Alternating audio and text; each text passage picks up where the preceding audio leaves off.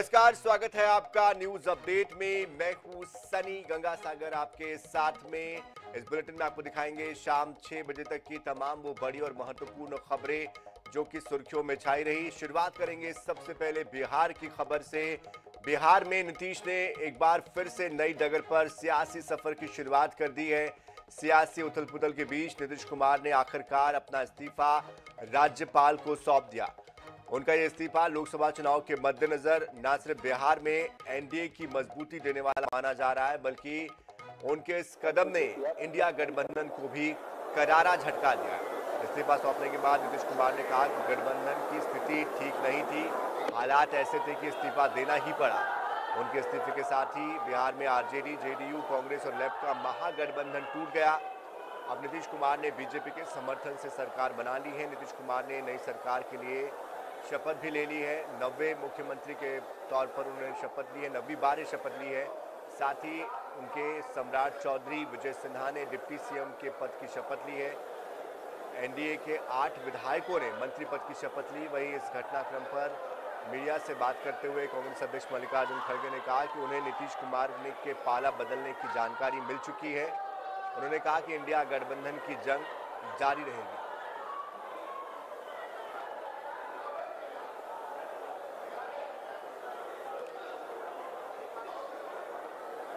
तो जिस तरह से गठबंधन तोड़ा गया है, जाहिर तौर पर लोकसभा चुनाव को ध्यान में रखकर ये सोचा गया होगा, क्योंकि बिहार में नीतीश कुमार जिस तरह से अब तक पार्टी बदलते रहे हैं, वो हर बार ये भाप लेते हैं कि किस पार्टी का वर्चस्व है या कौन सी पार्टी भविष्य में जनता के लिए मुफीद साबित हो सकती है, चुनाव जीत सकती है, और उसके अनुसार वो पार्टियां बदलते रहे हैं। 9वीं बार उन्होंने बतौर सीएम ये शपथ ली है। इसके पहले बीजेपी के साथ रहे, उसके बाद आरजेडी के साथ कईयों बार उन्होंने अपना दल गठबंधन किसी और के साथ किया है दल का। जाहिर तौर पर उनके इस तरह के दल बदल को लेकर उनको पलटू राम की संज्ञा भी दी गई। विपक्ष के तमाम नेताओं ने इस तरह की बातें उनके लिए कही। लेकिन कुल मिलाकर देखा जाए तो राजनीति में सभी विकल्प खुले रहते हैं, ये कहा जाता है, और इसका बड़ा उदाहरण नीतीश कुमार है। लोकसभा चुनाव भी होने हैं और उसके मद्देनजर उन्होंने ये बड़ा कदम लिया है, बड़ा फैसला लिया है। ऐसे में बीजेपी को जहां फिर से एक बार बिहार में अपनी स्थिति मजबूत करने का मौका मिल रहा है, तो वही नीतीश कुमार भी लोकसभा चुनाव में जेडीयू की जो सीटें हैं उसको दुरुस्त करने की दिशा में आगे बढ़ते हुए दिखाई दे रहे हैं। और विधि के अनुसार न्याय करूंगा।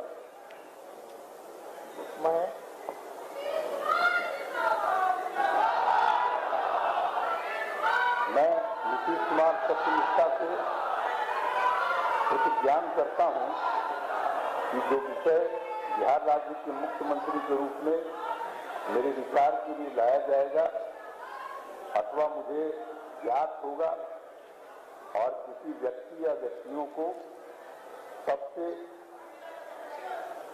सिवाय, जबकि तो बिहार में नीतीश कुमार एक ऐसा नाम है जिनके इर्द गिर्द, जिनके धुरी में सियासी दल घूमते हैं, और चाहे आरजेडी हो, बीजेपी हो, कांग्रेस हो, ये सभी दल नीतीश के इतर सोच नहीं पाते हैं।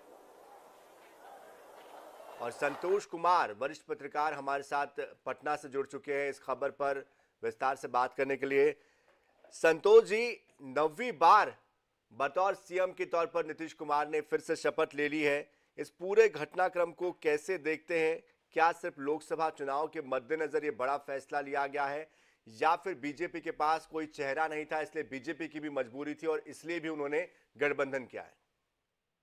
देखिए, दरअसल बात क्या है कि नीतीश कुमार जो हैं कि आगे की सोच के साथ काम कर रहे हैं। दरअसल उनके जो 16 सांसद में से 9 से 10 सांसद जो हैं वो बीजेपी के साथ चुनाव लड़ने का मन बना चुके थे पूरी तरह से, क्योंकि पिछले बार भी वो मोदी की लहर में जीत पाए थे। तो इस बार जो है कि दबाव इनकी सांसदों का था, और नीतीश कुमार ने भी 1-2 सर्वे जो निजी चैनलों में हुए हैं उनके आधार पर ये था कि आरजेडी के साथ यदि ये रहते हैं 2025 तक तो इनको नुकसान हो सकता है।